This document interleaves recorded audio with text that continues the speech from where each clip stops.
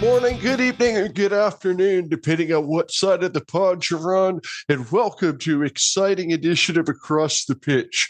My name is Phil Kennedy, and I'm here with my co-host, Tony Robinson. It's great to be back behind the microphone. Don't want to spend too much time on the fact that this is our first time recording in quite a while.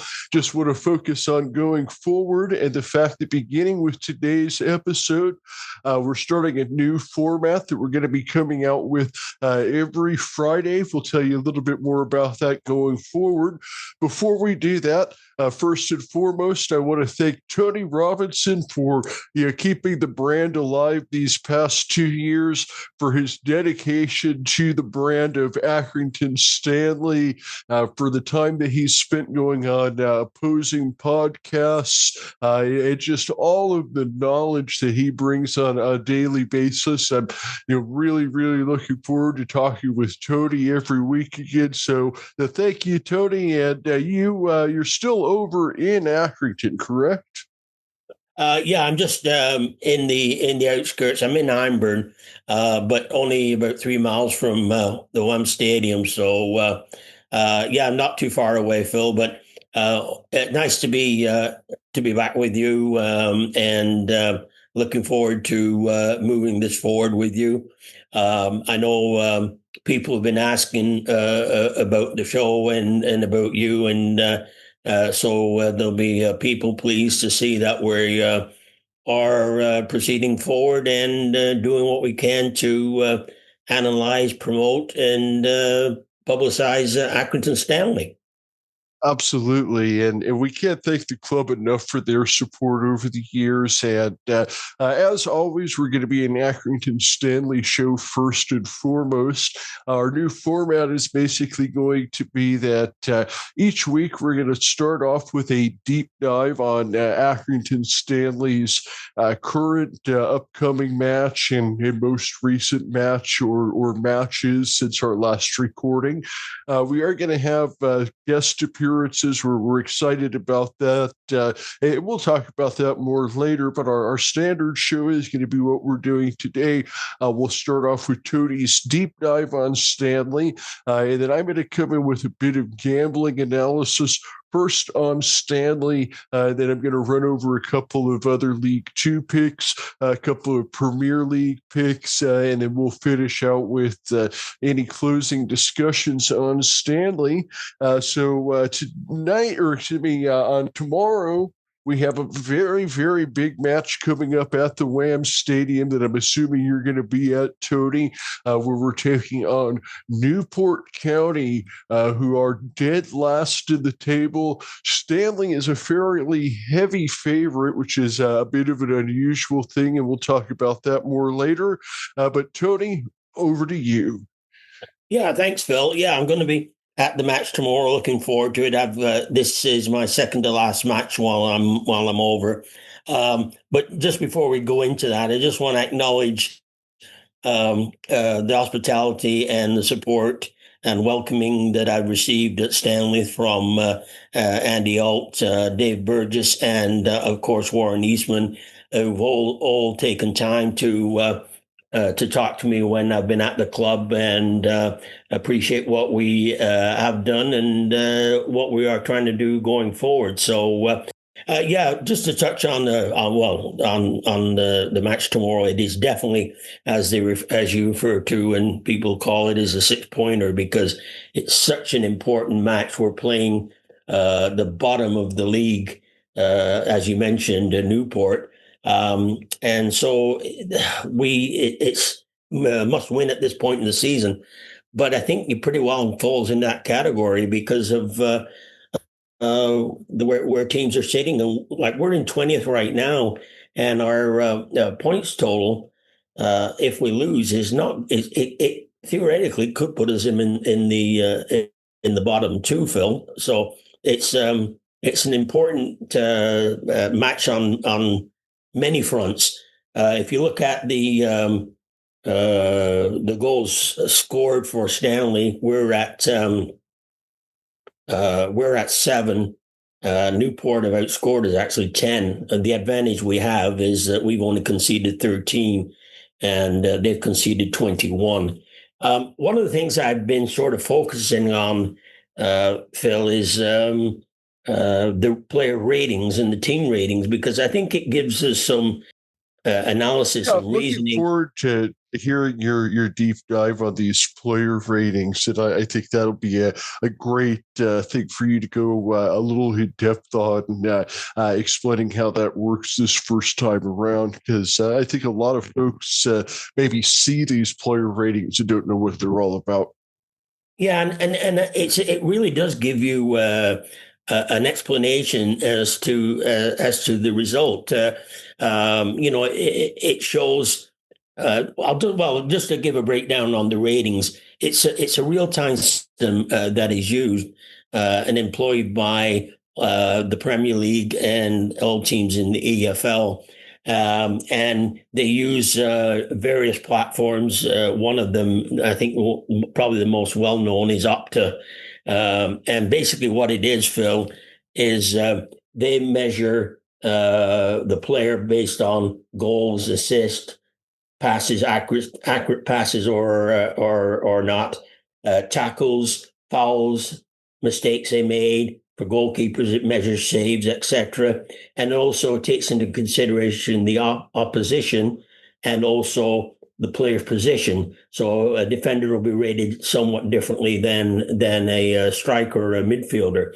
The ratings are based. It's basically it's 5.0 to a 10.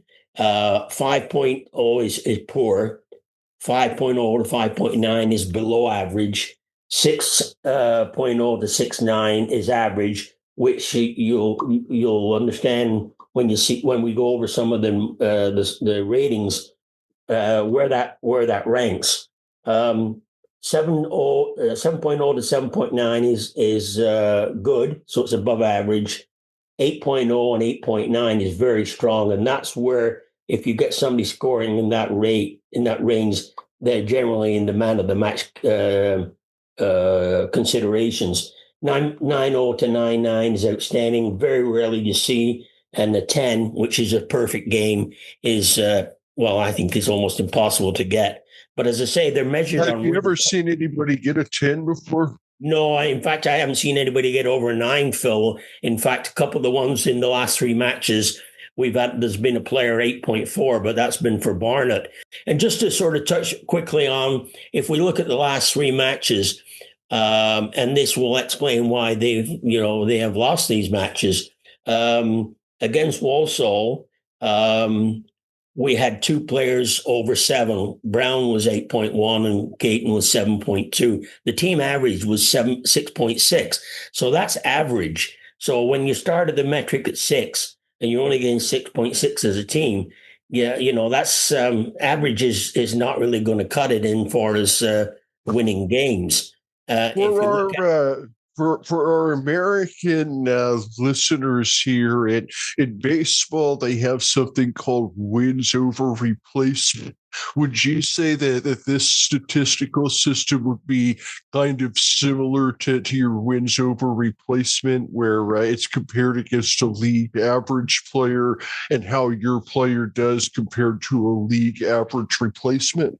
Well, I think the metrics were probably set up that way, Phil. When they set the ratings, they base it on, as I said, the 6.0 to 6.9 is average. So and then they take all the players who participated. So a 6.0 would be a league average player then. Yeah.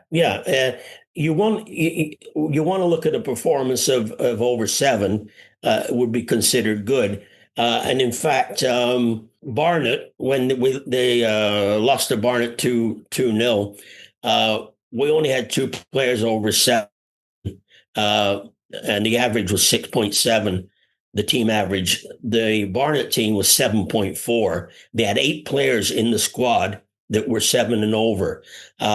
So there you can see, obviously, they outperformed the majority of our players on the pitch, and you can understand with that kind of explanation or ratings why they won the game. So, and for example, another factor they would consider is against, I think it was the last against Port Vale. Um, they had 15 shots on target. Sorry, 15. No, sorry, it was against Barnet. I stand corrected. Against Barnet, 15 shots in total, 2 on target. And as we know from past analysis, that's not that's a poor Yeah, I think that conversion one of rate. the big things that we used to talk about, so you're saying they had 15 shots, but only 2 were on target, which is going to On be like target, yes. 15% if that. And I think that we used to talk about 40% is Yes. where you want to have about 4 out of every 10 attempts on target. So to me, that tells me that we're lacking in making that final pass at the final third. Well, I think one of the things that I've noticed, Phil, is that other opposing teams seems to put mark closer and put pressure on our wide players in the winger positions, especially young Isaac Keith, who's a real talent. But they seem to mark him very tightly, and if he's getting some room, they double team him. But what that's doing, Phil, is stopping the team, our players getting the ball into the box from the wide position. And what it ends up happening is it's going back to the midfield people, example Brown, and that's why Brown's ratings are generally pretty good, Charlie Brown. And one of the reasons he's getting the ball fed back to him in sort of a Good midfield grief. position, wide midfield, and crossing it in the box. So our crosses are coming from the midfield as opposed to for the wingers, and I think that's easier for the teams to defend.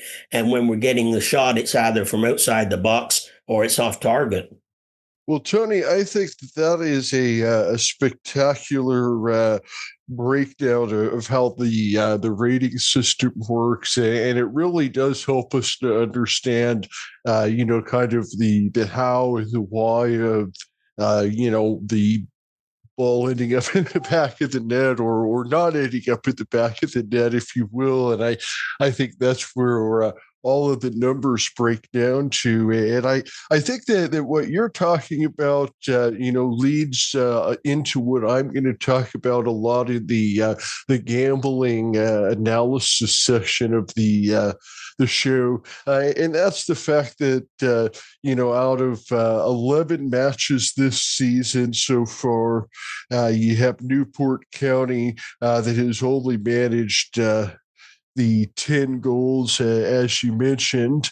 And then you have Stanley in 10 matches. They've only managed the 7 goals. So you have, 17 goals combined scored by the two clubs in 21 matches. So these two teams combined, they're not even they're not even scoring a goal a game.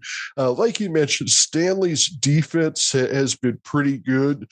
They've only allowed 13, so they're a -6. Whereas Newport County, they've allowed 21 goals, which is, I think, the third highest, actually the second highest total in the league. So not only are they struggling on offense, they're struggling on defense too. Both teams are not in a great run of form. Newport County, they've lost their last 3 matches, a draw before that. They don't have any wins in their past 5.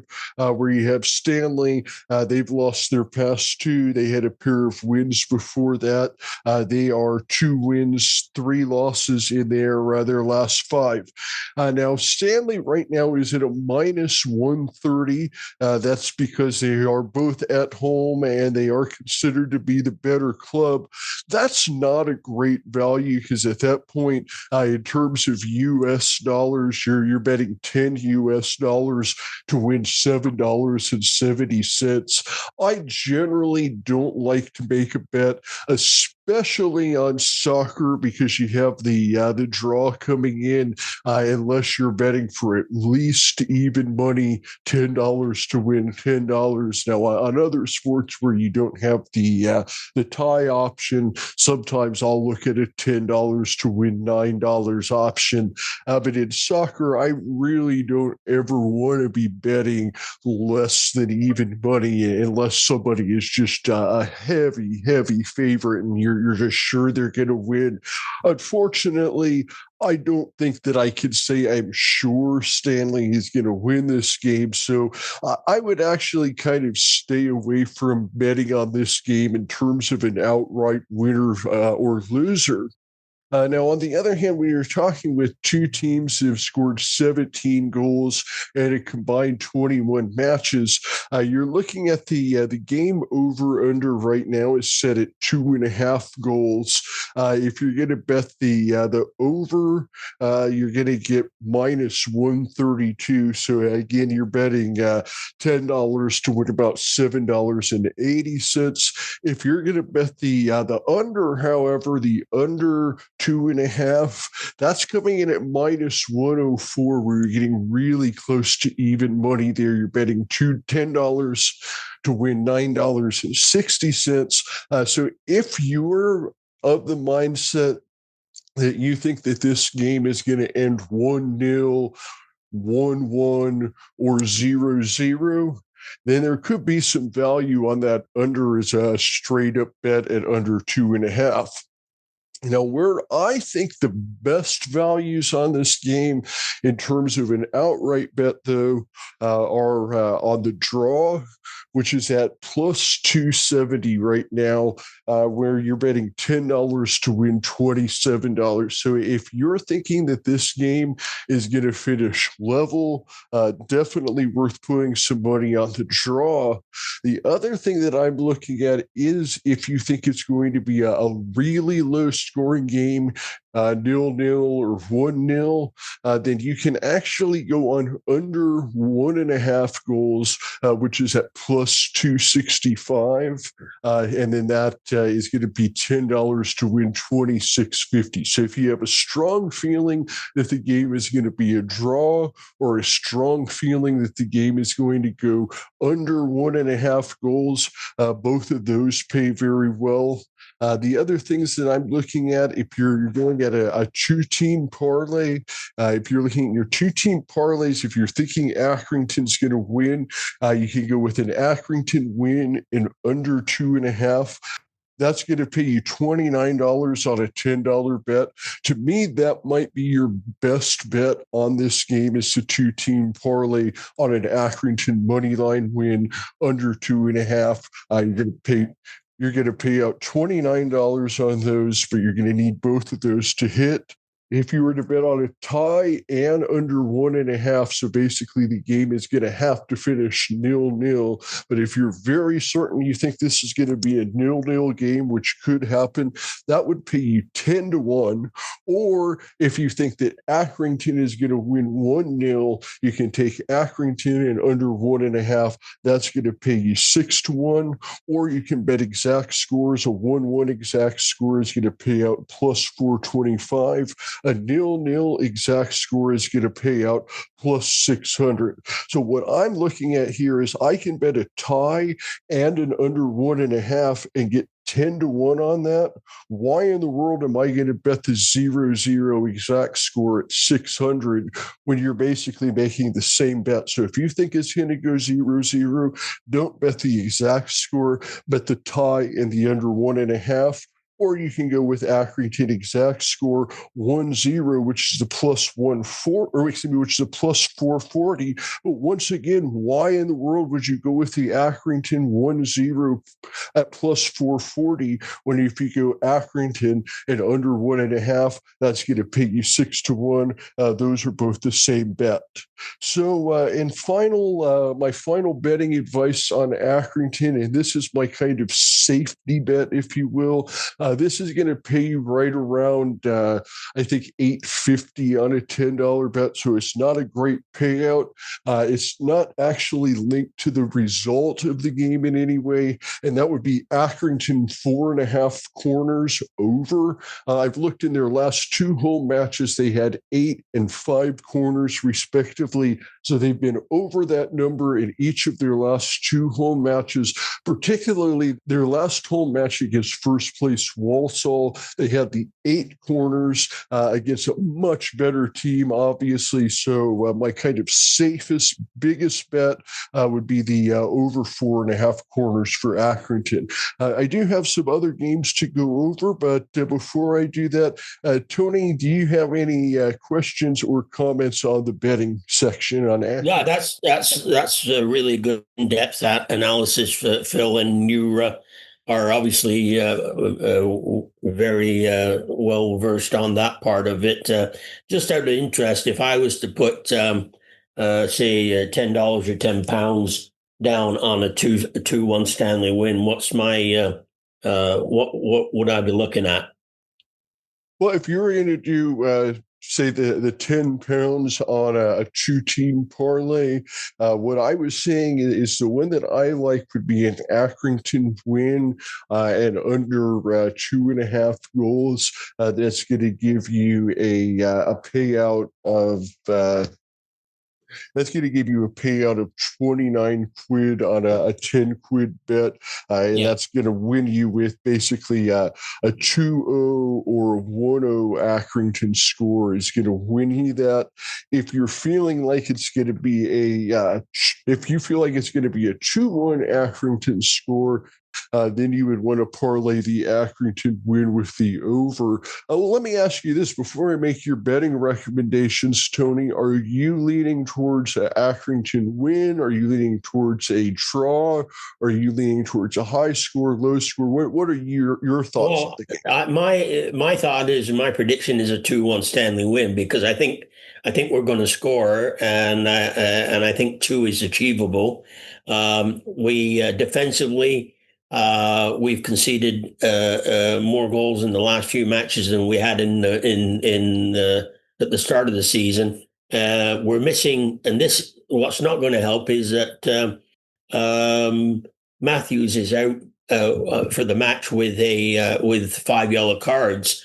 And Rawson's not back, so you've only got Ward from the starting back 3. So you may see a change in formation and go with a back 4. But if it's a back 3, you've got Wood, Smith, and Love. Well, so if you're I was just going to say, Stanley never make it easy. So I think they'll give up a goal, but I think they'll score 2. So I'm going 2-1. Okay, well, if you're going 2-1, then you're going to want to parlay Stanley with the over 2.5 goals, because I believe if you go an exact score of 2-1 Stanley, it may pay slightly more. But the thing is if you do that, then you're married to that one score. Whereas if you go with Stanley in the over and then it goes 3-1, or even if it goes 3-2, you're still going to win. And I'm not looking at it right now, but I'm going to guess parlayed with the over, it's probably going to pay you right around 28 quid on a 10 quid bet if you go Stanley in the over. Another thing you might want to do is parlay Stanley with that over 5 corners, or excuse me, over 4.5 corners. Then you don't really have to worry so much about the score. And I do think that over 4.5 corners is pretty likely to happen. Yeah, I think so. And just I think a couple of notes that we need to see a better performance, really, from Madden, who hasn't got off the mark yet, and I think he's hopefully back from his little knock and getting match fit. But young Joe Bowres from Burnley, I don't think he's really hit his full potential yet. He came over with rave reviews from Burn supporters who were very high on the individual, and he's having a tough go of it at the moment, and he needs to have a big game in the midfield and control that midfield a bit more than he has. Isaac Heath is going to have to be able to shake loose. I think the one knock I got against Isaac Heath is his size and the physical makeup of the defenders in League Two is pretty. They're pretty solid players for the most part. So he's going to have to be able to sort of handle that and sort of break free. But there is we're missing also. If you look at the starting lineup, you're missing Walton, Wally, Mooney's out for the season, and Rawson. There's four players that, if healthy, would be in the starting squad. So you're going to have the rest of the players are going to have to step up tomorrow. As I said, we could see a little different formation if he goes with a back four with Smith coming in and Love. And I'm not sure who else he would put back there at the moment, but we'll have to see for the lineup in the morning. Anyway, sorry, Phil, just back to you then. What's the weather like over there, Tony? What's the weather going to be like at match time? It's going to be rainy here. It's the temperatures.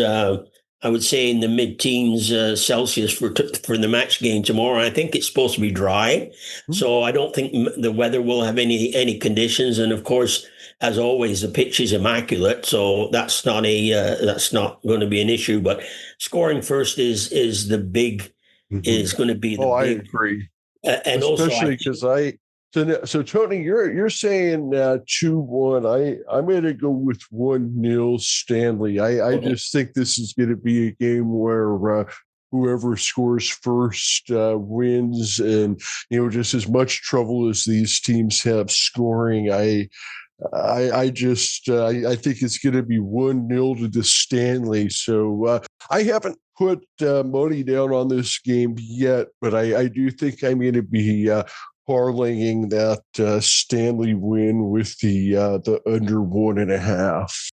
And I think the corner one I like because I think they will get the over 4.5 corners or what that number you said was. So I'd be going with a Stanley win and over the line for the corners. All right. Well, let's move on to a couple other matches that I had earmarked in League Two as good bets. Now, I do have a couple of road teams here, and obviously betting on road teams is always a worrisome proposition. But if you are sure that you've got the better team, or at least you're sure you've got the team with the better run of form, and the odds are pointing in the favor, then I think we've got possibly a couple winners here, and hopefully one real nice winner here. The first one I have is Walsall over Crawley at plus 138. Walsall is currently in first place. They're on a great run of form. They've won their last 3 matches. They are a +8 goal difference. Meanwhile, Crawley is 21st place with a -11 goal difference. So we've got almost a 20 goal difference right there. They're not on a great run of form, having lost their last 3. One note is that I see Walsall is actually currently led in scoring by former Accrington Stanley Aaron Presley with 4 goals. Yeah, he scored at the WHAM Stadium. They're an awful big team, and both goals really came from corners that they had, and their height in the box clearly was advantage and resulted in their win. So, I mean, I think even on the road, if I've got first place in good form against 21st place in bad form, and I can bet 10 quid to win almost 14, that I've actually already done that. And I think another one, Phil, maybe you could tell me, is the Gillingham versus Cheltenham. I would think that would be sort of a good one maybe to look at in conjunction with the Stanley win, because Gillingham and Cheltenham are obviously struggling as well. Yeah, I mean, that is actually one that I looked at. I think that I stayed away from it just because I I don't have it right in front of me right now. I think that the odds on Gillingham were just not. It wasn't going to pay out enough. Okay. But I think that the over could be a play in that game. Let me get back to you on that one. Yeah. But let me move on to my other Yeah. League Two game here, which is my my upset special, plus 310, which is over 3-1. That means 10 quid to win 31 quid for Harrogate Town at Fleetwood. Now, for me, this game could easily go to a draw, and value on the draw at plus 260. But if I'm going to get almost 310, almost over 3-1 odds, that's just a huge number when you have two teams that are nearly even in the standings. Fleetwood has 14 points. Or excuse me, Fleetwood has 15 points. Harrogate has 14, but Harrogate actually has a game in hand. Both teams are -1. Both teams have one more goal allowed than scored. Fleetwood is slightly better on offense, but Harrogate is slightly stingier on defense. So, I mean, in a close match, I like the team that's better on defense. Like I said, it could go to a draw, but each of these teams, if you look at their past 5 matches, they've only combined for 1 draw in their last 10 combined matches. Harrogate, they're on a decent run of form. They had won 2 in a row. They did drop their most recent match to Crew Alexandra, but that Crew Alexandra might be a legitimately good team. On the other hand, Fleetwood's most recent loss was a 2-0 shutout to 22nd place Cheltenham, and they only have 1 win in their past 5 matches. So I see Harrogate's, they're on a decent run of form. Fleetwood, not so much. Two teams that are, about as even as you get. Yes, it's at Fleetwood, but I say give me the 3-1 odds. What are your thoughts, Tony? Yeah, I think you're bang on with that because it's certainly the momentum is on with Harrogate, and based on what you're saying with the odds, I'd be leaning towards a Harrogate away win as well. Yeah, that's another one that I've already put money on. I mean, just at Yeah, 10 to win 31. That's too big of a chance to miss. yeah, So before we wrap up here, I do have a couple of Premier League picks, just because we all love the Premier League, and there is the most information and the most different bets you can make. My Premier League pick of the week is Bournemouth plus 225 at Crystal Palace. Now, once again, I've got a road team here, but I've got a strong road team here. Bournemouth currently sits 4th in the Premier League table. They look like they could be this year's Leicester City. Not that anyone will maybe ever do that true Leicester City and yeah, win it all again, but it just seems like every year there's that one team that kind of comes out of nowhere, breaks into the top 4 or at least the top 6, and it just feels like the Cherries this year. I watched their last match against Fulham. They really showed something. They got down 1-0 in the 72nd minute. They came back to score not 1, not 2, but 3 goals in the last 30 minutes of that match to take away 3 points there. So that's some momentum that they're going to be bringing into this match. And then Crystal Palace, on the other hand, they did have a really impressive home win against Liverpool. Obviously, this game being at Crystal Palace, it's not going to be an easy game for the Cherries. But we have Crystal Palace. They came crashing back to earth with a loss at Everton this week. And, I just think at the end of the day that Bournemouth is a better team than Crystal Palace.